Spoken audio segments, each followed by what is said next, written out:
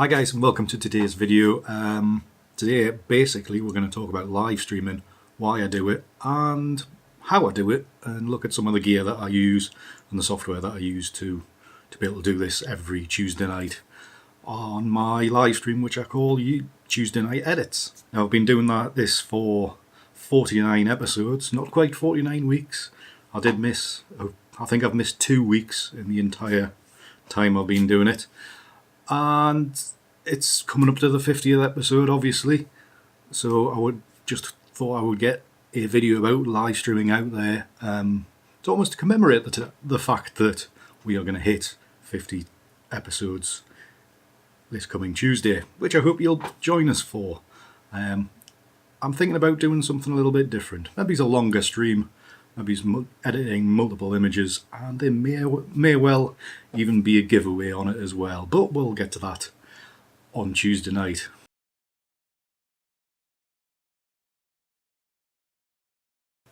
So yeah, live streaming, it's not really for everybody, is it? The reason I started doing it was I watch quite a lot of gaming live streams. I'm quite into, I wouldn't say into, I enjoy playing on my Xbox quite a bit.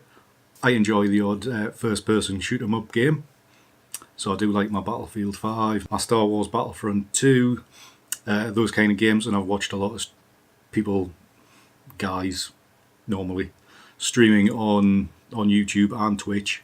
So seeing how these guys and girls do it, their community engagement, the tools that are out there as well, all to do with our YouTube channels and Twitch channels as well.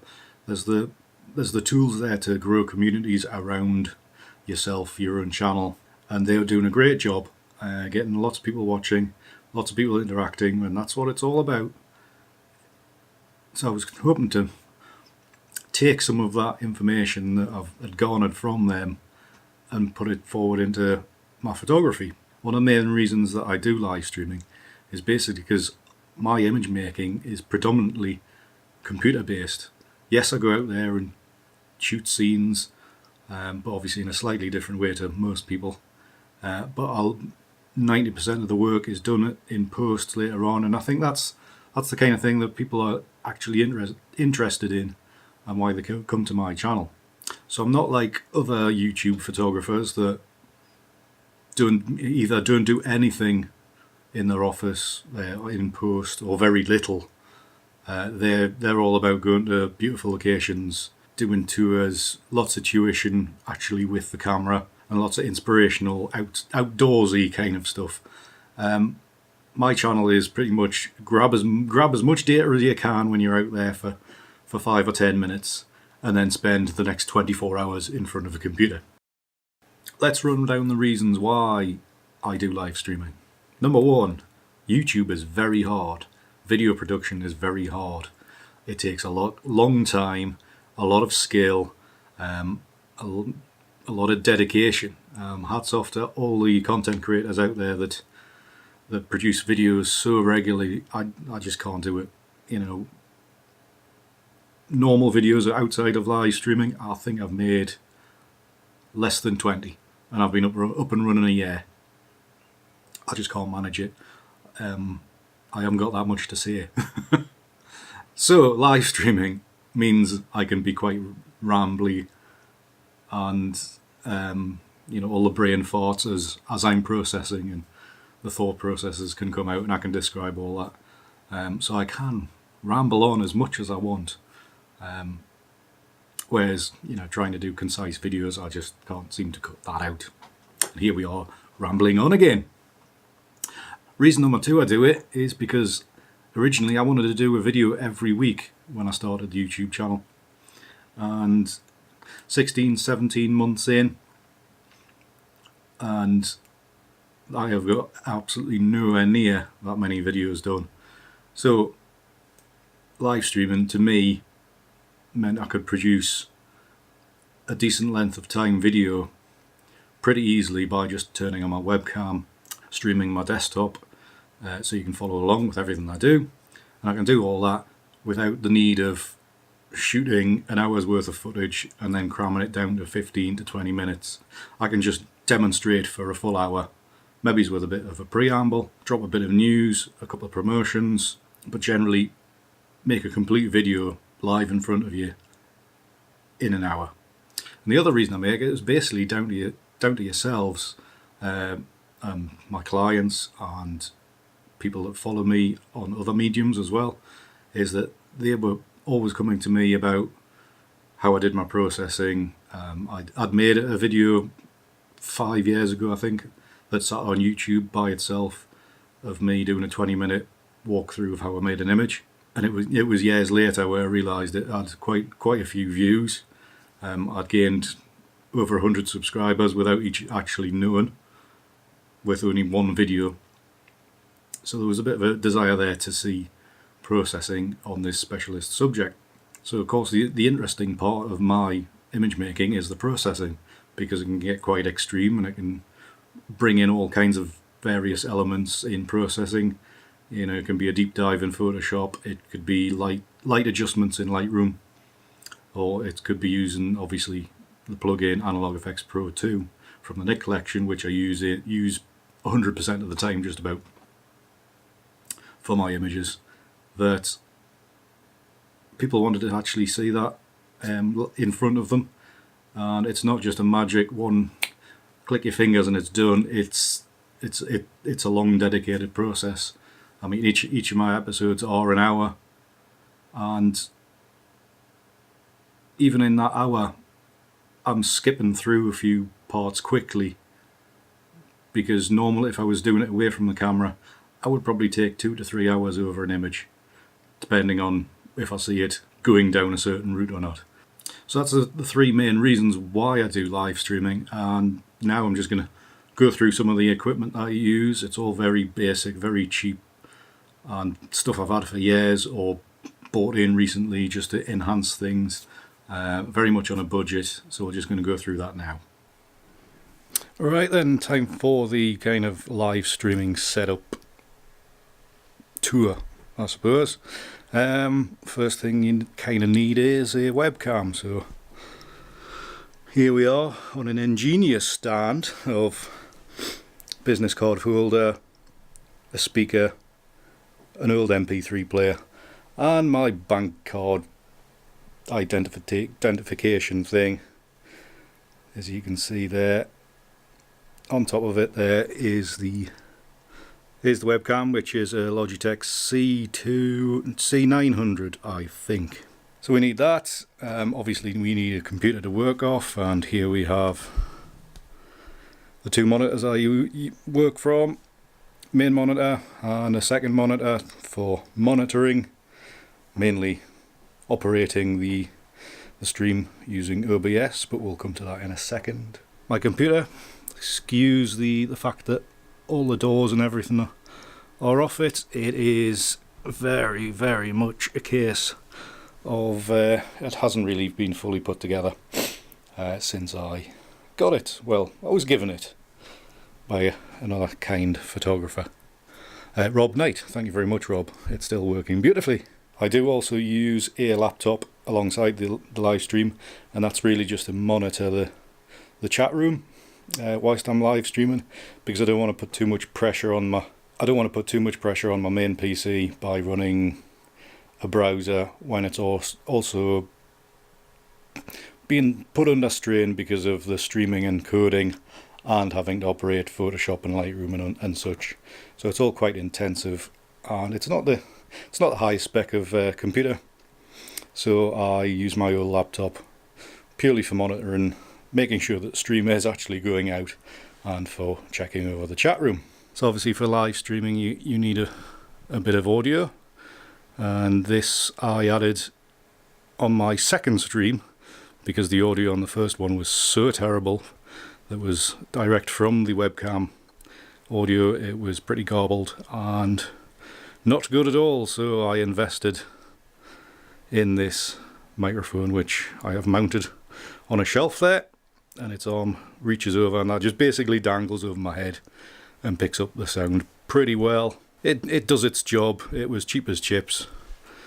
Pretty much all my setup is done either using stuff I've already got or stuff that's been pretty cheap to get. I think this microphone and arm and everything, I think it came in at shy of 30 quid. Something I added later on, because it wasn't too great, was some lighting. And this again was a case of cheap as chips. So these two lights together and the stands they come on cost me 35 quid, I think. So cheap as anything. You can have more fancy ones, more expensive things, ones that control white balance and brightness. These you just turn them on. They're simple, on and off. Do a job. Job's a good one. Bank hasn't been broken.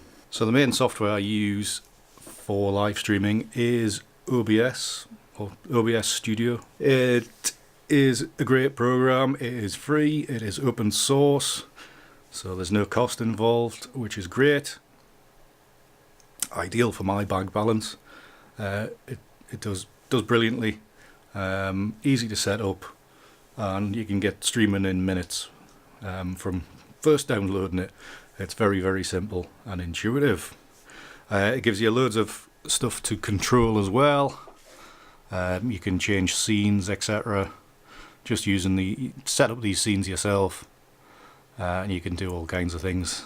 So when I'm changing cameras or scenes during the live stream, all I'm doing is clicking a button, plays that little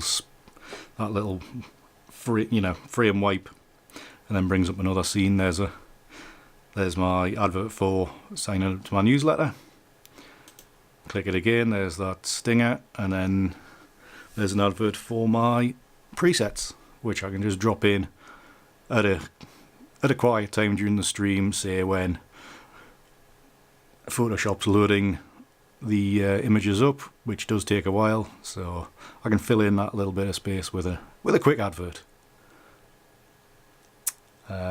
General scenes that I've got set up, I've got one that I'll bring up when I start the stream. As you can see, it's got my name in the corner, and then after that's been up for a little while, I can quickly change to the next stream, so it's only showing the social bar along the bottom of the screen. That's all comes up. I've basically made these in Illustrator. Very easy to do, and I've also used Canva to make these adverts as well. You just make a screen that's 1920 by 1080 and drop it in, and it's easy as pie. The starting screen, you can see from here, this froze from the last episode 90, and you can see that I've got it set up. It says begins in, and I've started doing a countdown, so everybody knows when it's going to start. And to do that, I use a little program called Snaz, which is this, and basically that just creates a countdown timer, renders it to a text file, and then OBS brings in the value of that text file and displays it. So if I click start, and I'll move that out of the way, you can see now it's got the timer ticking down to the start time, which generally I'll start this about a minute before the episode starts. So that's a very quick overview of OBS. So there's loads and loads of videos out there about OBS and how to set it up and how to set up all these scenes. So do check those out. Give it a little bit of search on YouTube, and you'll find what you want if you want to have a go at this kind of stuff. And if you're interested in any of the equipment that I do use, they are listed below in my gear section in the description, with a couple of links to Amazon as well. So they are affiliate links, just so you know. Well, there you go. That's pretty much what my desktop looks like. It is a bit cluttered, as you can probably see. I am just naturally a messy person. I'm very disorganised and pretty slovenly when it comes to clearing my desk. So excuse all that mess, but hopefully that's been an eye-opening kind of experience to see if you're interested in live streaming, then those are some of the things you can go down, and you can do it cheaply and easily as well. You don't need to have a massively spec'd out computer. You don't need fancy software. It's all there. Software is great because it's free. The services that we use, Twitch or YouTube, and I'm sure there's others as well. Live, Facebook Live, you can stream to that. All those services are free, so get on and use them if you can. Doesn't need to be about image making, it can be all kinds of things. But I would recommend give it a go. I've found that it's increased my confidence a ton load. I feel that when I'm doing these recorded videos, I'm terrible in front of the camera. When I'm doing it live and on a live stream, I manage to, keep my speech flowing pretty naturally and pretty, just fluid. It's these recorded ones I become stunted, and that's why there's all the jump cuts, because I'm cutting out all the stuff that are just umming and ahhing. And I don't seem to do that during live streams, so that's another good reason why I continue to do it, because it does just build my confidence up and my ability to speak in public, which was very, very much lacking. So not just before live streaming, but before YouTube at all. I could barely string 20 words together without stopping for 10 seconds while my brain sorted itself out. So there you go, it's helped me enormously. It's helped me get the message out about my work, and it's probably robbed me of a few clients, because I do tend to give away probably a bit too much information, but that's what it's about. There's lots of people all over the world that can learn from this that can't travel to Northumberland to come and learn directly from us. So, them's the breaks.